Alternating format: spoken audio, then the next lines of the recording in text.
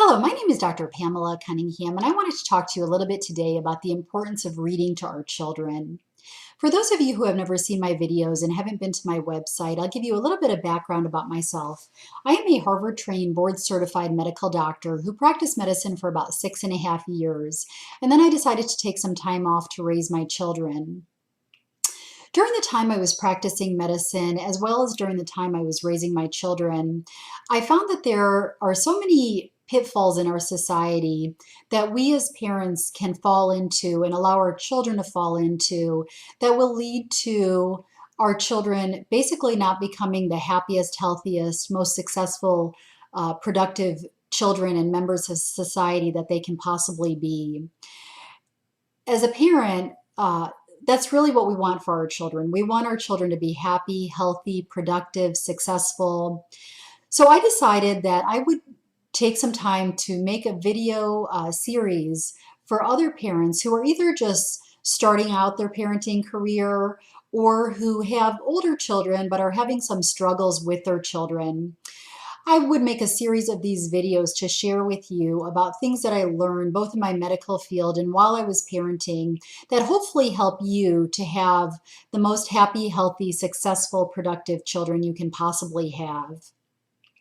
So I want you to know that in these videos, everything I'm going to be telling you is based in scientific evidence. And I will actually be showing you the evidence that I'm referring to. And the reason that this is important is because I want you to know that what I'm telling you in these videos is not just my personal opinion. It's not just one person's opinion, but it's all based in scientific evidence, so that you can feel comfortable that if you follow these strategies that I'm going to be recommending to you in my videos, that you'll have a higher chance of having happy, healthy, successful, productive children. So let's get started on the topic today. And again, the topic that we wanted to discuss was the importance of reading to your children. So we've long known as parents, and we've long been told as parents, that reading to our children is a good thing and that it will help them to be successful individuals. Well, let's take a closer look at whether that's actually true, and if it is true, why is it true? The first article I wanted to share with you today, and again, I'm going to be showing you actually these articles so that you can feel comfortable that I'm giving you evidence based in science. And these articles are journal articles that anyone can go online and do a simple internet search to find. I personally like a website called PubMed. It's PUBMED. It's through the National Institutes of Health, and every article that you'll find on PubMed is a scientifically written, peer-reviewed article. And it's something that anyone can go on. You don't have to be a medical doctor to use PubMed. You can simply go on it and read these articles or search other articles for yourself.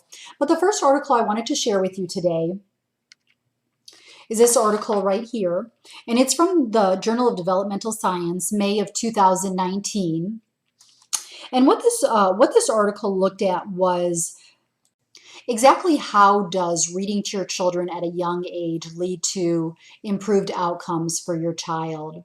So this study looked at 55 parent and child groups, so 55 total parents and 55 total children.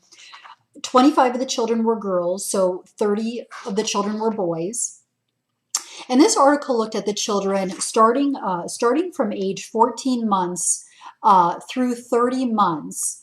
And it looked at how much reading time were these children from, again, the age of 14 months to the age of 30 months getting. Now, after it looked at how much reading exposure these children were getting, it also then followed the actual children up through the 4th grade, so until they finished their 4th grade year. So the initial bit of observation looked at how much reading time were the children getting when they were very young, and then it went and looked at what were the outcomes as the children got significantly older, as they were finishing the 4th grade year. And what this study showed was that children who were read to from age 14 to 30 months had significantly better vocabulary, so they had a larger amount of words that they were able to use. They had significantly better reading comprehension. So some people, unfortunately, who aren't strong readers or who have reading problems like dyslexia and others can read a book, but they don't comprehend or they don't understand what the book is trying to tell them. The children in this studies who were read to at very young ages had higher levels of reading comprehension. So not only were they better able to read the book, but they were better able to understand and use the information in that book. And it also showed that the children who were read to at young ages had a higher internal motivation to read. So those children actually developed a love of reading. Their parents read to them, and therefore they liked reading more as they got older, all the way through the 4th grade. Another smaller but interesting finding that the authors of this journal article showed was that parent language when they were reading to their children was different than the language that parents used when they were talking to their children in day-to-day interactions. So it turns out that not only when we read to our children do we expose them to the larger amount of vocabulary in the book itself, but we actually speak to them differently when we're reading to them than we speak to them on a day-to-day interaction. So we expose them to more not only words but ways of speaking when we're reading to them. We as parents in our course of raising the happiest, healthiest, most productive, most successful children we can are always looking for strategies. How can I make it so that my child is doing better in school? How can I make it so that my child is able to interact with his peers or able to interact with the adults around her better? And this article shows us that one of the ways that we can help our children to be more successful in their lives is to be able to read to them, because the skills that these children are picking up, the improved vocabulary, the improved understanding of what they're reading, and the love of reading, these are all skills that our children will benefit from and that will help them in their lives. So let's take a look at the next article that I pulled out. And again, I'm going to show you the article so that you can take a look at it on your own if you'd like to. And this article is from the Journal of Developmental Behavior of Pediatrics from June of 2019. And what this article basically talks about and looks at is what they call the word gap. And the word gap is a phrase that references how some children have a really good, strong vocabulary. When they're trying to talk with someone, when they're trying to explain something to someone, they have a large vocabulary to use. They can choose from many, many words to make their point to that person, to help that person understand what they're trying to say. On the other hand, there are a lot of children who have a poor vocabulary. They don't have a lot of words.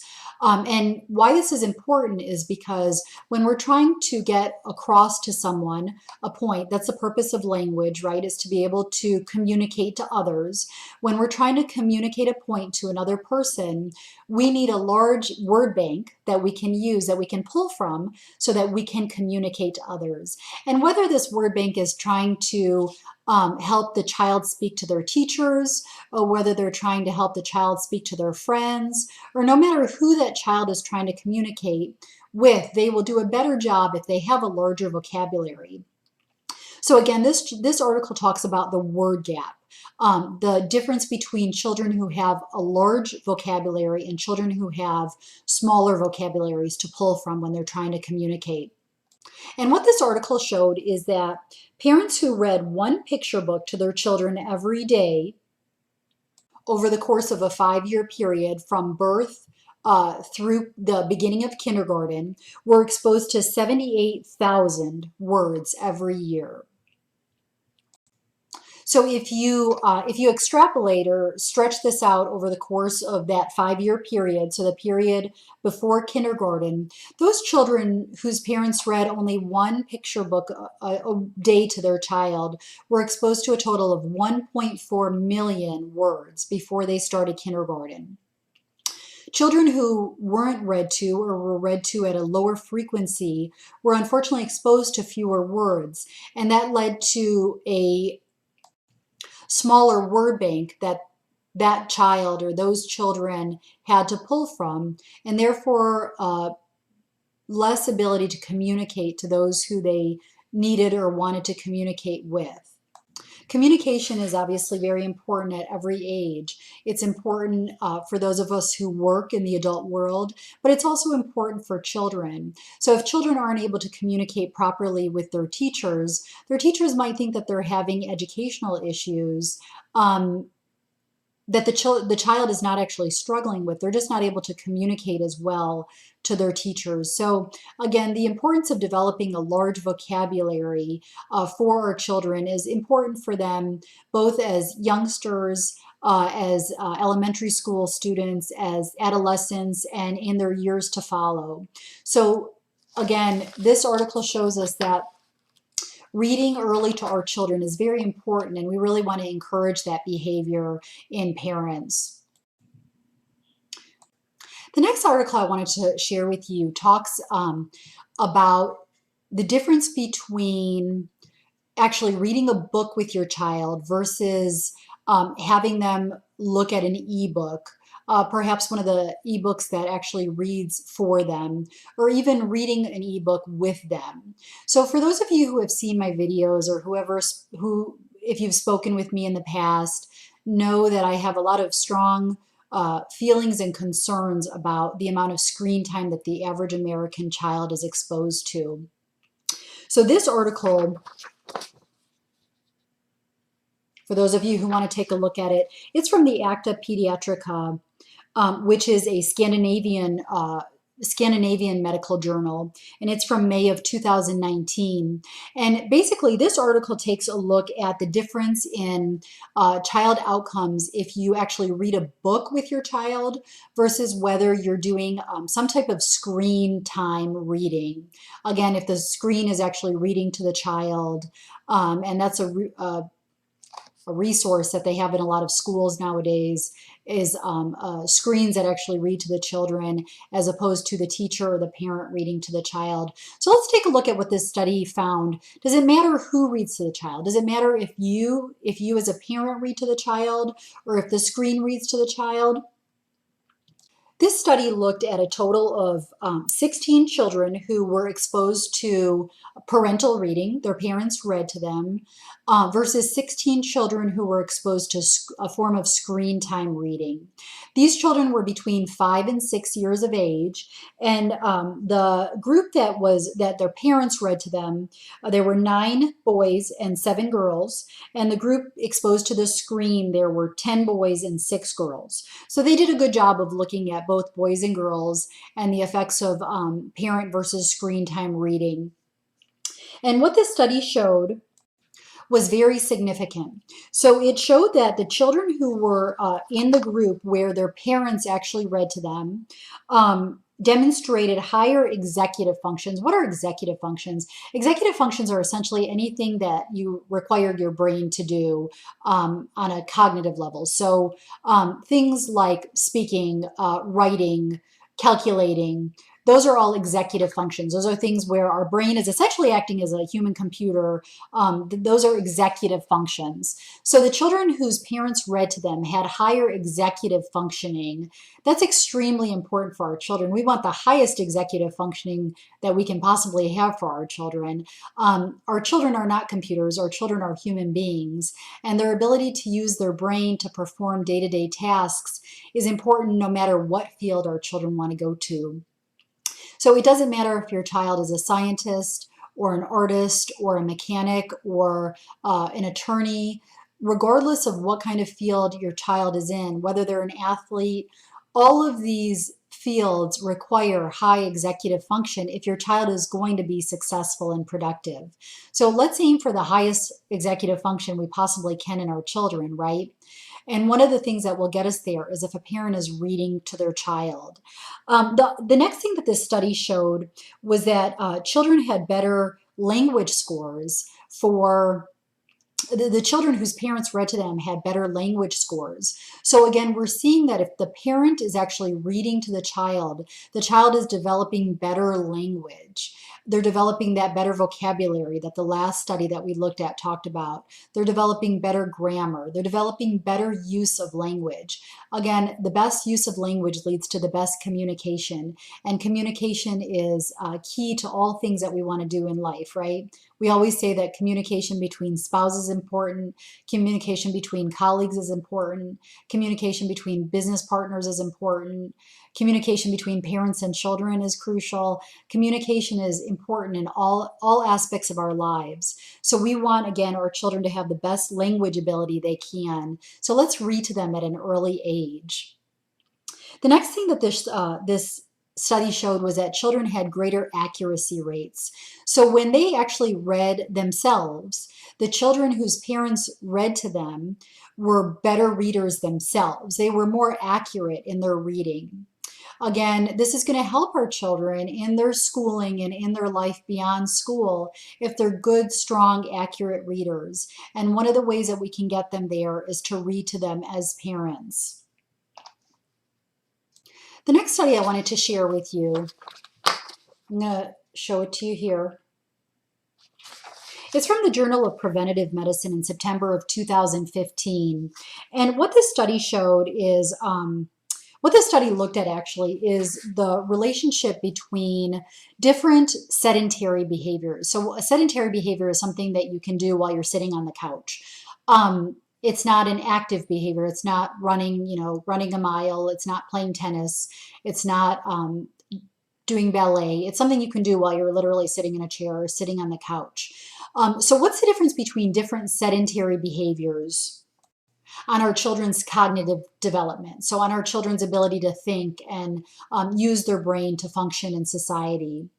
So this particular study looked at different sedentary, or you can do in your chair behaviors, and looked at how they affect cognitive development in children. This study was a review that looked at 14,487 participants. So it had a lot of data to base its scores on, which is good. The more data you have, the more accurate your outcomes are going to be. A very, very small study might not be as accurate as a larger study. So the different sedentary behaviors that this particular study looked at was television viewing, reading, child-specific television content, and adult-specific television content. And what it found was that children's cognitive development, so their ability to think and use their brain, their cognitive development was negatively affected. So their ability to think and use their brain was affected badly by 3 of the 4 sedentary behaviors. And you might be able to guess which of the sedentary behaviors led to improved cognitive function. Of course, it was the reading. Reading led to improved cognitive function in these children who were, by the way, aged birth to 5 years of age. The things that led to poorer cognitive function in the list that I mentioned, the thing that led to the worst cognitive function was general TV viewing. The next thing was adult-specific television viewing. And the thing that was the least harmful to cognitive function, but still was harmful to their brain development, their cognitive abilities, was child-specific television. So once again, if I can give a plug, and I've done videos on this before, and I've talked about this before, but screen time is overall harmful to our children. But the thing that our child can, when they're tired, when they've had a long day, when they feel like just having a lazy morning, the thing that our children can do while they're just relaxing on the couch that will also help their brain development and will help them long-term in their lives is to actually just read a good book. So cognitive development, our ability to use our brain, our ability to think, our ability to speak well to others, our ability to communicate well with others, these are all crucial things that can lead to our children having happy, healthy, productive, successful lives. I have one more article to share with you, so if you can hang in there with me. This is the last one I wanted to share with you today. And this is more of what sometimes scientists call like a touchy-feely article. This article looked at 174 4 to 6 year olds. So the number of children in the study was 174, and the ages of the children were 4 to 6 years. And these particular children were from homes that would be considered higher risk in terms of the child's academic performance and their basically their lifelong outcomes. So what they did is they divided these parents into two groups. One of the groups had parenting lessons alone. So this group of parents were taught basic parenting skills: how to talk with your children, how to communicate with your children, how to feed your children healthy diets, basic parenting skills. The other group of the other group of parents were also taught those same parenting skills, but they also were encouraged and given the opportunity to read to their children. So they had time where they were sitting and they were reading with their 4 to 6 year old children. And what the study showed was that even though both groups of parents got the parenting lesson, so they were both taught good parenting skills, the group of parents who were not only taught parenting skills, but were given the opportunity to read to their children regularly, the parents themselves developed better parenting behaviors, and they were more sensitive when they responded to their children. So there is a bond that develops between a parent and a child when they read, when the parent spends time reading to the child. Personally, I started reading to my children when I was pregnant with them, and this may sound a little bit silly, and but it's actually not, because what studies have shown is that children from when they're 18 weeks old inside their mom's uterus, they can start to hear. They start to hear the voices around them. They start to hear the sounds around them. And from the time they're 25 to 26 weeks old inside their mom, they start responding to different sounds. So a child is responsive to sounds. We don't know how much they're understanding exactly, obviously. I don't know if my children understood the plots of the stories that I was reading to them, but they were definitely hearing my voice. And I think that as both a parent and a child, this is helpful. What was even more wonderful for me, and I'm from any parent I've ever spoken to, was actually once I had my children and was able to sit and read with them. It's a nice time to cuddle with your child.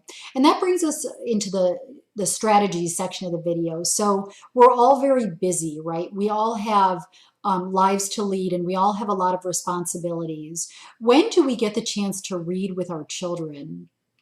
So one of the things I would encourage you is when you're just having a little bit of snuggling time, either in the evening or just before bed, take advantage of that opportunity to read your child, even just one book. As we saw from our studies, one book will have significant outcomes, significant benefit for your child.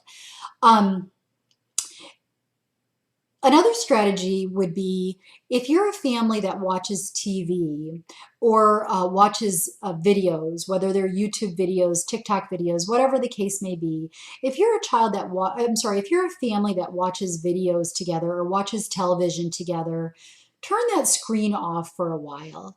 Turn it off in the evenings and instead read a book with your child. That extra time, I promise you, will be so much more special than the time that you spend on the screen with your child. You will be able to bond with your child physically and emotionally, and you will be giving your child a lifelong gift that will stay with them. Again, a little bit of time spent, if it's 5 minutes or 10 minutes, when your children are young can help them with their educational development, with their cognitive or their brain function, with their ability to use words so that they can communicate effectively as a child and as an adult. Again, these are lifelong gifts that you can give to your child by investing a little bit of time in reading with him or her. And as if you have more than one child, if you are able to expand your family, you can do it as a group with the parents and the children, or just one parent and one child, or one parent and all of your children. It's a great family activity. Trust me, it beats out television any day of the year. Thank you so much for joining me today to talk about this important topic of reading with our children. If you haven't seen any of my other videos, please take a look at them, and please subscribe to my channel if you've enjoyed today's video. It will help you to see more content as I put it out there. And please share it with friends and family. We want to get as many parents aware of these strategies for life as we possibly can, because having more happy, healthy, productive, successful children is just a good thing to have, number one, and it also benefits all of us in society. So please share my videos with anyone you feel might benefit from them. If you haven't checked out my website, please take a look at it. It's happyhealthychildren.org. Again, just happyhealthychildren.org, and share it with your friends and family so they too can help their children become the happiest, healthiest, most productive and successful members of society they can possibly be. Thank you again so much for joining me today. My name is Dr. Pamela Cunningham, and I hope you have a great day.